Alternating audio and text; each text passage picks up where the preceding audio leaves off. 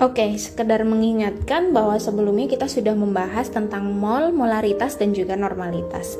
Jadi, mol kemarin adalah massa per mr-nya, atau biasanya kita tulis juga dengan gram per mr. Nah, mr ini kita dapatkan bisa dari tabel periodik, atau kita bisa juga dapatkan nilai mr itu dari kemasan botol.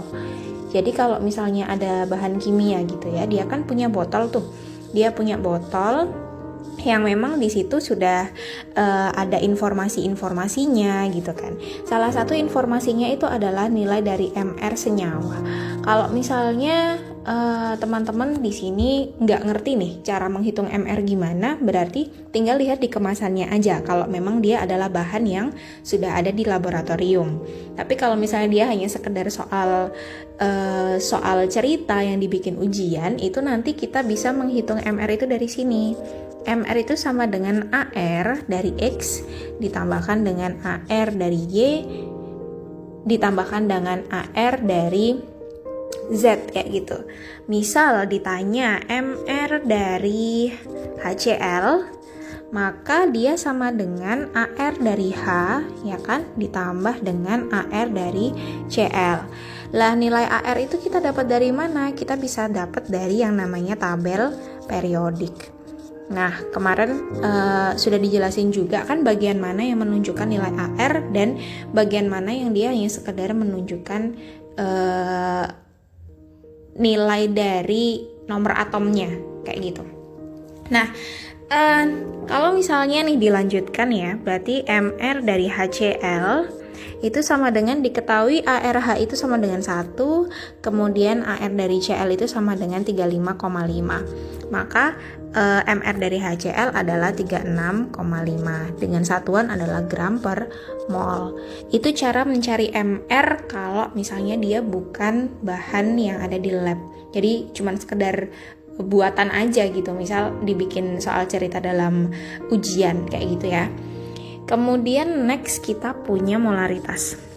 Molaritas itu biasanya dilambangkan dengan M besar, di mana rumusnya itu adalah mol per volume dalam liter.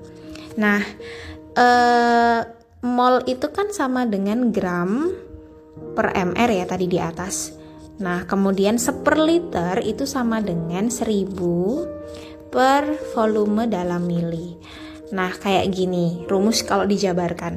Bisa juga mungkin teman-teman menulis seperti ini nanti. Di sini ada gram, ya kan? Per mr yang kemudian dikalikan dengan volume dalam liter. Kayak gini juga bisa. Kalau misalnya yang diketahui volumenya udah dalam liter sih enak, tapi kalau misalnya volumenya yang diketahui itu dalam mili, mungkin teman-teman bisa menggunakan rumus yang ini. Seperti itu. Kemudian kita kemarin juga sudah membahas tentang normalitas. Sedikit review aja bahwa normalitas itu lambangnya N. Rumusnya adalah mol per volume dalam liter, kemudian dikalikan dengan berat ekivalen. Nah, berat ekivalen itu sebenarnya apa? Berat ekivalen itu sama dengan mr yang dikalikan dengan jumlah dari elektron valensi. Nah, ini nanti pembahasannya bisa panjang. Elektron valensi itu apa? Itu nanti kaitannya dengan kaitannya dengan tabel periodik juga, dan itu pembahasannya panjang ke belakang, nanti harus ngebahas satu persatu tentang unsur juga. Untuk saat ini mungkin bisa diterima dulu bahwa Be itu adalah mr yang dikalikan dengan jumlah elektron valensi. Kalau mr sendiri itu biasanya juga kita tuliskan dengan Bm. Jadi jangan bingung kalau misalnya ketemu istilah Bm berarti dia adalah mr. Kalau misalnya dia ketemu Be, ketemu istilah Be itu artinya adalah mr dikalikan jumlah elektron valensi atau Bm yang dikalikan dengan jumlah elektron valensi. Seperti itu. Terus next setelah ini berarti kita masuk ke dalam materi yang namanya adalah konversi satuan. Konversi satuan. Nah, memang sih yang secara umum digunakan ketika kita menghitung konsentrasi itu memang mol, molaritas, dan normalitas. Meskipun sebenarnya masih ada lagi ppm, ppb, dan persen yang nanti akan saya bahas secara terpisah. Nah, sekarang konversi satuan dulu. Kemarin kan sudah dijelaskan ya kalau misalnya satuan jarak lah. Kita dari kilometer mau dijadikan ke meter, itu gimana caranya. Kemudian misal mau mengkonversi satuan dari volume, dari liter dijadikan mililiter, atau mungkin mengonversi satuan dari berat, dari kilogram mau dijadikan ke gram, itu caranya gimana. Kemarin kan kita sepakat untuk menggunakan tangga bilangan. Nah, sayangnya kalau misalnya dia adalah satuan konsentrasi, itu tidak bisa kita konversikan menggunakan tangga bilangan. Jadi konversinya itu ada rumusnya sendiri. Misal nih gini, tadi kan kita punya ya rumus molaritas itu sama dengan mol per liter yang dikali mol per liter kayak gitu kan. Terus habis itu kita juga punya rumus dari normalitas yang adalah mol per liter dikalikan dengan BE kayak gitu. Nah, dari sini bisa terlihat bahwa sebenarnya mol per liter sendiri itu adalah molaritas, BE itu adalah BE yang tadi MR dikalikan dengan jumlah elektron valensi. Nah, kalau misalnya ditulis ulang nih ya, maka normalitas itu kan sama dengan molaritas yang dikalikan dengan BE, kayak gitu kan. Bisa juga dituliskan dengan molaritas yang dikalikan dengan MR yang juga dikalikan dengan jumlah elektron valensi. Nanti tergantung yang diketahui di dalam soal itu apa. Seperti itu. Oke, next. Sebenarnya ada satu lagi rumus molaritas itu yang biasanya kita tulis seperti ini. Jadi tergantung apa yang diketahui ya. Kalau misalnya tadi itu kan yang diketahui adalah mol dan volumenya, maka kita tulis mol per liter kayak gitu. Tapi ketika kemudian kita punya data yang berbeda, kita bisa menuliskan itu seperti ini. Molaritas sama dengan persen, jadi nilai persen atau nilai konsentrasi dalam persen suatu larutan yang kita kalikan dengan nilai rho-nya. Rho itu adalah massa jenis. Kemudian kita kalikan dengan 10. Jadi ini bisa dibilang semacam rumus jadi gitu ya. Kemudian ini nanti dibagi dengan MR. Rumus jadi ini sebenarnya kalau dirunut ke belakang itu ada asal usulnya. Cuman untuk kali ini kita pakai langsung jadi dulu kayak gini. Nah, untuk penggunaan rumus ini sendiri normalitas juga punya gitu. Tadi kan kita bedanya molar dengan normal itu kan hanya pada nilai BE ya. Kalau misalnya molaritas itu rumusnya seperti yang di atas, maka normalitas kita tinggal kalikan dia dengan BE. Jadi kayak gini, BE dibagi dengan MR. Sama kayak yang di atas tadi. Jadi di sini ada BE. Kayak gitu. Kemudian ini adalah nilai dari M-nya itu sendiri. Maka sama ya, kalau misalnya kita tuliskan N sama dengan M dikalikan dengan BE. Seperti itu. Oke, next kita langsung masuk aja ke contoh soalnya. Jadi di sini ada 2 soal pertama ya. Yang pertama itu kita diberi soal cerita yang bunyinya gini. Pada suatu kegiatan praktikum, seorang praktikan diminta untuk membuat larutan NaOH sebesar 0,01 molar sebanyak 50 mili, di mana NaOH itu memiliki MR 40 gram per mol. Nah, nantinya NaOH ini akan dijadikan titran dalam analisis asidimetri alkalimetri. Kalau kita ngomongin titran berarti prosesnya nanti adalah titrasi.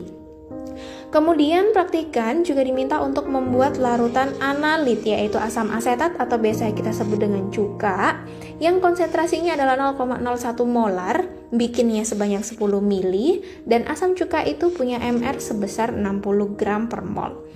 Pertanyaannya, kita itu disuruh menjelaskan tentang bagaimana cara membuat titran dan analit tersebut. Kalau udah berbicara tentang cara, berarti kita harus membahas tentang step per stepnya. Oke, kalau misalnya sudah, di sini saya pribadi akan menyarankan teman-teman untuk selalu menuliskan apa yang diketahui di dalam soal ketika akan mengerjakan.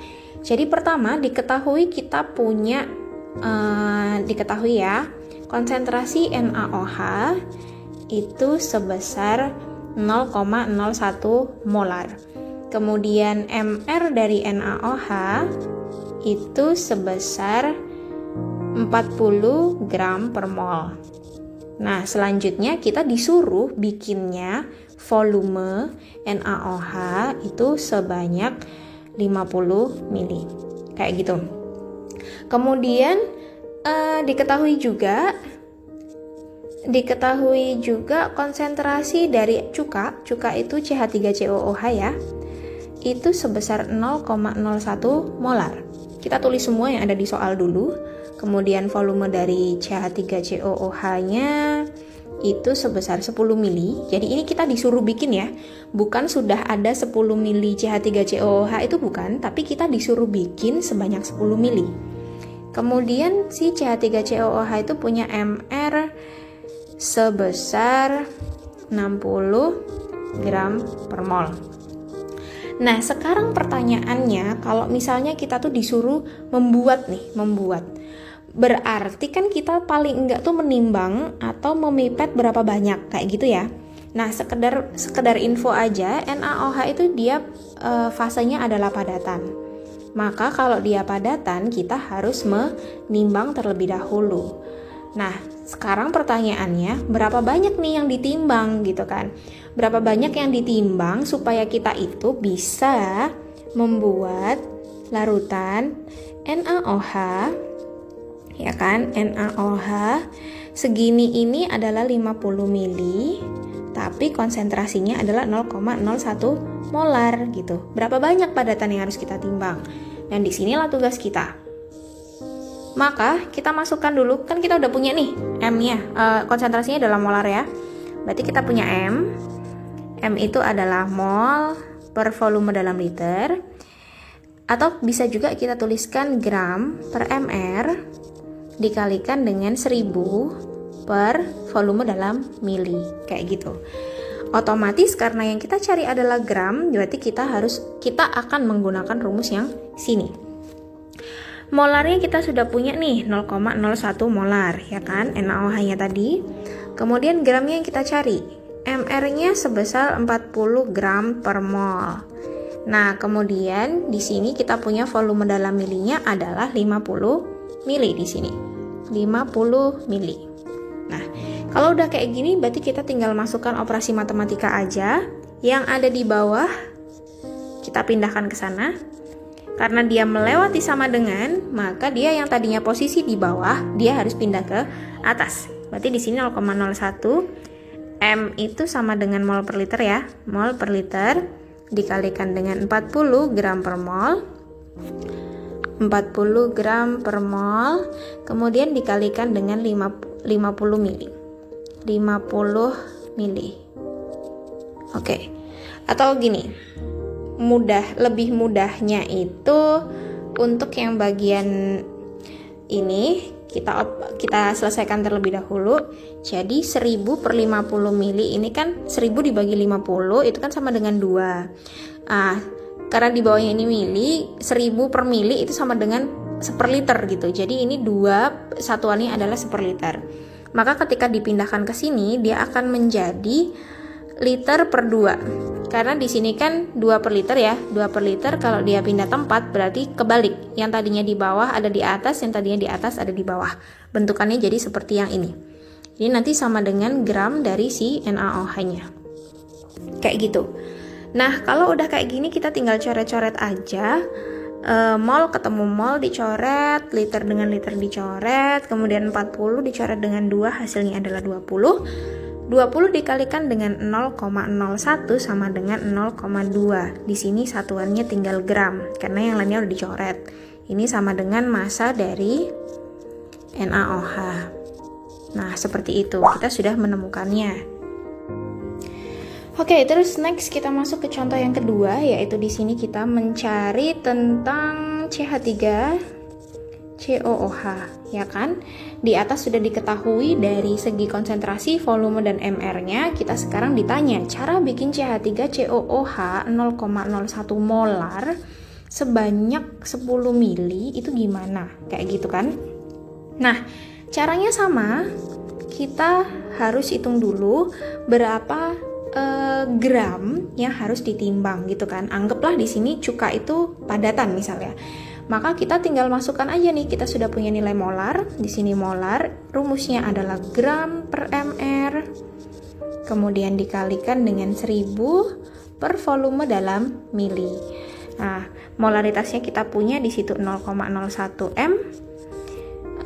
Terus sama dengan gramnya yang kita cari, mr-nya adalah 60 gram per mol.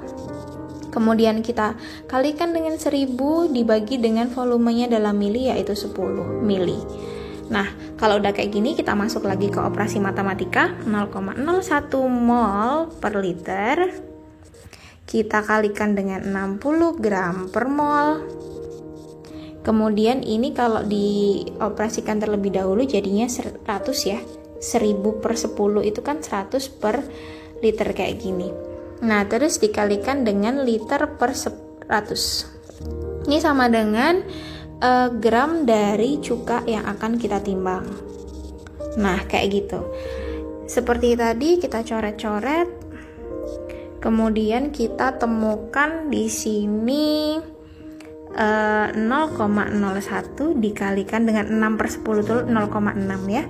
Di sini satuannya gram, maka di sini adalah berat dari CH3COOH. Nah, sekarang 0,01 dikalikan 0,6 gram itu sama dengan, kalau aku lebih suka menyelesaikannya kayak gini sih, jadi lebih mudah. Berarti di sini ada 6 dikali 10 pangkat minus 3 gram yang sama dengan 0,006 gram. Ini CH3COOH. Seperti itu. Nah, kalau misalnya kita udah dapat jawaban ya tadi bahwa NaOH itu diperoleh dari hasil perhitungan itu sebesar 0,2 gram, kemudian CH3COOH 0,006 gram. Sekarang pertanyaannya gimana cara bikinnya? Kalau misalnya kita mau bikin NaOH, berarti kan di sini ada padatan nih. Ada padatan, kita timbang dulu padatan NaOH itu sebanyak 0,2 gram, ya kan? Kemudian kita tambahkan dengan Aquades. Kita tambahkan dengan Aquades sebanyak berapa tadi dimintanya? Itu misalnya ini Aquades ya. Kita tambahkan Aquades sebanyak 50 mili. Nah, kayak gitu. Baru kita akan memperoleh yang namanya kemudian NaOH. Kita akan dapat NaOH 0,01 molar sebanyak 50 mili. Nah, di sini ada sesuatu yang mungkin teman-teman sering kali lupa. Ketika ada padatan, kan kalau misalnya kita pengen membuat suatu larutan dengan konsentrasi tertentu dan volume tertentu yang akurat, itu kan ada baiknya kita membuatnya di dalam labu ukur. Nah, labu ukur 50 mili itu ada, jadi kita bisa membuatnya langsung ke dalam labu ukur. Nah, masalahnya padatan ini tidak boleh langsung dimasukkan ke dalam labu ukur. Pertama, kita harus masukkan dulu padatan ini ke gelas beker. Ke gelas beker, gitu kan. Kemudian, tapi sebelumnya kita udah siapin Aquades 50 mili ya. Jadi kita udah jelas punya Aquades 50 mili. Kemudian padatan yang udah ditimbang tadi kita masukin ke dalam gelas beker kecil gitu. Terus kita tambahkan sedikit. Kita tambahkan sedikit sampai padatan di dalamnya ini larut. Nah, nanti kalau misalnya padatan ini sudah larut, baru kita masukkan ke dalam labu. Ke dalam labu itu kan nanti kita punyanya nggak sampai 50 mili ya. Kita nggak punyanya nggak sampai 50 mili.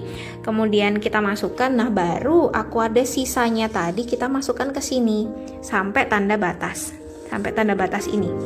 Nah, maka di dalam labu ini kita punya NaOH 0,01 molar sebanyak 50 mili. Itu adalah teknik laboratorium yang biasanya teman-teman sering lupa. Padatan tidak boleh langsung masuk ke labu, itu sih poin pentingnya. Dan Aquadesnya itu harus udah jelas kita punya 50 mili, bukan kemudian di dalam gelas kecil ini kemudian kita nggak tahu Aquades yang ditambahkan berapa, tiba-tiba dimasukin ke sana, terus kita tambahkan sampai tanda batas. Ya kayak gitu boleh sih sebenarnya, boleh. Karena di sini ada tanda batasnya. Jadi intinya kita larutkan dia sampai tanda batas di labu, itu volumenya 50 mili. Kalau labunya 50 mili, kayak gitu ya. Sama halnya dengan asam asetat tadi. Kita kan nemunya, kita kan dapat dari perhitungan bahwa kita tuh harusnya menimbang 0,06 gram. Nah, 0,06 gram itu sama kayak tadi, dilarutkan dulu ke dalam aquades sedikit, kemudian kita masukkan ke dalam labu. Kita masukkan ke dalam labu, karena tadi disuruhnya bikin cuman 10 mili kalau nggak salah ya. Nah, berarti kita cari labu 10 mili. Kita cari labu 10 mili. Kalau misalnya labunya nggak ada yang 10 mili misal, terus gimana kalau misalnya nggak punya labu 10 mili? Kalau tidak ada labu 10 mili, maka langkah pertama, siapkan aquades pas 10 mili. Nah, untuk meminimalisir kesalahan ya sebenarnya, kan kalau misalnya mau ngambil aquades 10 mili itu kan pilihannya banyak. Kamu bisa pakai pipet, ya kan? Pipet juga ada dua, mau pakai pipet yang ukur atau mau pakai pipet yang volume. Nah, antara ukur dan volume itu kan akurasinya lebih tinggi yang volume, maka pilihlah yang volume. Kemudian kita juga bisa loh ngambil 10 mili itu pakai gelas ukur gitu. Nah, pakai gelas ukur. Sayangnya antara pipet volume dengan gelas ukur akurasinya itu lebih tinggi pipet volume. Maka pipetlah aquades 10 mili ini dengan pipet volume.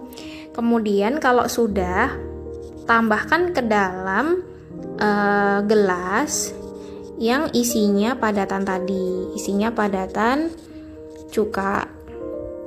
Kalau memang cuka itu dalam bentuk padat ya. Ini hanya sekedar contoh. Jadi kalau misalnya tidak bisa menemukan labu ukur 10 mili, misal tidak ada di laboratorium, ini nggak ada, maka lakukan langkah-langkah ini. Pertama, siapkan aquades 10 mili, seakurasi mungkin ngambilnya.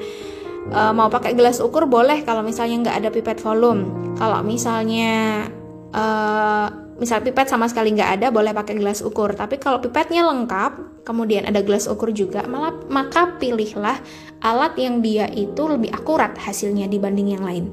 Kalau udah, baru nanti tambahkan aquades tersebut ke dalam gelas yang isinya padatan cuka 0,006 gram ini tadi. Maka kita dapatkan asam cuka sebesar 0,01, cuka 0,01 molar sebanyak 10 mili yang akan digunakan sebagai analit, seperti itu. Next, masuk ke contoh soal yang kedua. Di sini kita udah mulai ada persen-persenan. Mungkin sekalian aja nanti saya jelaskan tentang satuan konsentrasi dalam persen ya. Jadi di soal ini diketahui bahwa di dalam laboratorium itu konsentrasi HCl pekat itu sebesar 37%. Nah, 37% ini kalau misalnya dikonversi dalam satuan molar dan normal, berapa konsentrasi HCl tersebut? Berarti kan kita pakai rumus yang tadi ya. Kita punya rumus, oke, kita tulis dulu diketahui HCl konsentrasinya 37%. Kemudian ditanya konsentrasi dalam bentuk molar dan normal. Nah, otomatis kita konversi ya. Di sini udah dijelaskan. Maka kita punya rumus tadi, molaritas sama dengan persen dikalikan dengan rho dikalikan dengan 10 dibagi dengan mr. Nah, kebetulan di sini nilai rho HCl itu kan tidak diketahui. Kalian boleh tetap menuliskan rho atau mungkin dimisalkan gitu ya. Kita main misalkan rho HCl sama dengan 1 gitu. Maka penyelesaiannya adalah mol, persennya itu di situ 37 ya. Angkanya aja yang ditulis. Kemudian karena permisalan rho-nya adalah 1, kita tulis 1 dikalikan dengan 10. MR dari HCl tadi kita tahu 36,5. Nah, kalau udah kayak gini tinggal dihitung aja ini sama dengan berapa satuannya. Nanti di sini molar. Nah, misal ini kita ketemu A molar gitu ya. Kemudian dari nilai A molar ini kita disuruh nyari HCl dalam normal itu berapa. Rumus dari normalitas itu kan sama dengan molar dikalikan dengan valensi tadi atau BE lah. Kita sebut ini BE gitu ya. Nah, BE dari HCl itu 1, maka nilai normalitas sama dengan molaritas dikalikan dengan BE.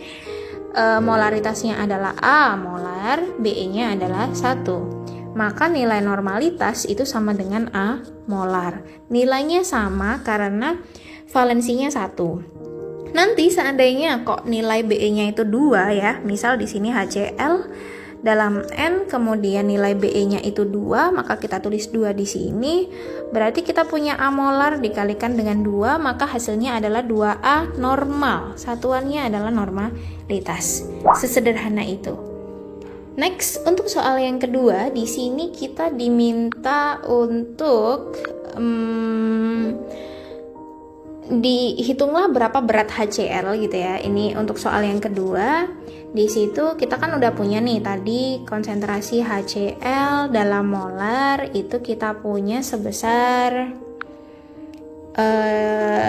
A molar. Jadi kita punya A molar. Oke. Kita anggap A molar ini misal 2 molar lah ya. Nanti coba teman-teman hitung sendiri. Nah, kemudian ketika kita sudah memiliki nilai molaritasnya, kita disuruh mencari berat dari HCl tersebut. Berapa gitu. Nah, kalau udah kayak gini, kita masuk lagi ke rumus yang awal gitu. Kita punya rumus molar yaitu gram per mr dikalikan dengan 1000 per volume dalam mili. Nah, kemudian di situ nggak diketahui volumenya ya. Kita anggap mungkin volume HCl-nya adalah 10 mili deh. Nah, berarti di situ M-nya kita masukkan nih 2M, ya kan? 2 mol per liter sama dengan gramnya yang kita cari, MR-nya adalah 36,5 gram per mol. Kemudian kita kalikan dengan 1000 per volume dalam mili. Volumenya adalah 10 mili. Oke, 1000 dibagi 10 adalah 100, ya kan? Berarti ini 100 per liter. Kemudian kita masukkan ke persamaan matematika seperti biasa. Berarti di sini 2 mol per liter. Ini naik, ya kan? Dikalikan dengan 36,5 gram per mol. Ini juga pindah, kemudian dikalikan dengan liter per 100 sama dengan gram dari HCl. Nah, kita coret-coret seperti biasa. Kemudian kita peroleh 2 dikali dengan 36,5 dibagi dengan 100 gram itu sama dengan berat dari si HCl. HCl 2 molar kayak gitu ya. Nah, ini silakan diselesaikan. Berarti nanti kita dapat. Misal hasilnya nanti X gitu ya, X gram. Maka X gram ini adalah berat dari padatan HCl yang ketika kita larutkan di dalam 10 mili larutan, kita memperoleh HCl sebesar 2 molar. Seperti itu. Oke, next, the last contoh soal nih. Nah, mungkin di sini saya juga akan sekalian membahas tentang ppm ya. Karena di sini ternyata ada kaitannya dengan ppm. Kalau misalkan teman-teman membaca di sini agak panjang sih contoh soalnya ya. Nanti videonya bisa di-pause, dibaca dulu, diresapi, dan di sini saya akan membahasnya langsung aja. Nah, jadi ceritanya di sini tuh kita membicarakan tentang larutan pH sebenarnya. Ada larutan pH yang disebut H2CO3 dan HCO3- gitu ya. Jadi nulisnya gini, H2CO3 dan di sini ada HCO3-. Itu ada di dalam darah. Nah, jadi H2CO3 dan HCO3- itu ada di dalam darah. Tapi kemudian ada juga larutan penyangga yang disebut H2PO4- dan HPO42-. Ini nulisnya gini, H2PO4- di atas. Kalau yang ini nulisnya HPO42-. Kalau dia itu ada di dalam sel, ini di dalam sel. Jadi kalau misalnya di sini ada HCO3- dan H2CO3- itu ada di dalam darah. Maka kalau misalnya H2PO4- dan HPO42- itu ada di dalam sel. Nah, kemudian di sini pertanyaannya, Kalau di dalam tubuh kita ada larutan penyangga yang menjaga kestabilan pH dalam tubuh, berapa ppm kah kira-kira konsentrasi larutan-larutan penyangga itu dalam 3 mili sampel darah? Ya kan, berarti sampel darahnya ini 3 mili. Kemudian 10 mili cairan tubuh. Nah, berarti di sini ada 10 mili. Kemudian di sini MR-nya juga sudah diketahui, H2CO3 itu punya MR 62 gram per mol. Sedangkan kalau misalkan H2PO4 itu punya 97 gram per mol. Nah, di sini ada berat partikel ya. Berat partikelnya gram, berarti berat lah istilahnya, cuman beratnya doang. Berat dari partikel HCO3-nya ini dia 0,62 gram. Kemudian berat partikel dari si HPO2- atau H2PO4 ini adalah 900 mg. Seperti itu. Nah, kalau misalnya dibahas ppm ya. ppm itu sebenarnya kan part per million atau 1/1 juta. Nah, biasanya kita itu rumusnya adalah miligram per liter, kayak gitu. Kalau misalnya kemudian miligram ini dijadikan kilogram, ya kan, miligram ke kilogram itu kan naik 1000 ya, maka liter ini juga harus naik 1000 gitu. Liter dibagi 1000 itu jadi apa di sini? Nah, kayak gitu. Terus kalau misal diketahui misalnya punyanya itu gram, kemudian volumenya adalah mili, maka ini harus diubah dulu nih teman-teman. Gramnya harus diubah ke miligram, kemudian milinya harus diubah ke liter, kayak gitu. Langsung masuk ke contoh aja deh. Jadi kalau di sini kan dijelasin tuh. Oke ya, yang pertama kita coba jawab. Yang pertama adalah HCO3 minus dan kawannya H2CO3 gitu ya, atau deh H2CO3 minus. Oke, kita punya berat partikel, aku tulis BP aja. Berat partikelnya adalah 0,62 gram, ya kan? Kemudian volume dari si buffernya tadi, volume dari larutan sampelnya itu adalah 3 mili. Oke, kemudian kita punya MR dari si HCO3-nya itu sebesar 62 gram per mol. Nah, tadi udah saya bilang bahwa ppm itu adalah 1/1 juta atau rumusnya biasanya kita pakai miligram per liter. Satuannya adalah miligram per liter. Berarti otomatis dia nggak kepake dong. Ini, MR ini nggak kepake, maka abaikan. Nah, sekarang kita miligram nggak punya, tapi kita di sini punya gram. Maka 0,62 ini diubah dulu ke miligram. Berarti 0,62 dikalikan 1000. Nanti satuannya adalah miligram. Kemudian di sini kita punyanya mili, kita nggak punya liter, maka ubah dulu ke liter. Mili ke liter itu naik 1000, berarti 3 dibagi 1000 liter, kayak gitu. Kalau sudah, setelah kita udah punya miligram dan liter ya, maka di sini ppm dari HCO3 minus lah kita tulis sebesar miligramnya adalah 0,62 dikali 1000, ya kan, dibagi dengan 3 per 1000. Nah, kayak gini. Ini satuannya adalah ppm. Nah, kalau udah kayak gini, maka tinggal masuk operasi matematika di kalkulator aja deh kalau boleh. Ini nanti kita dapatkan A ppm. Seperti itu. Sesederhana itu. Kemudian contoh yang kedua. Oke, di sini contoh yang kedua ya. Jawab. Tadi kan pakai H2PO4. Oke. Kita punya H2PO4. H2PO4 di situ beratnya adalah 900 mg. Beratnya 900 mg. Volumenya sebesar berapa nih?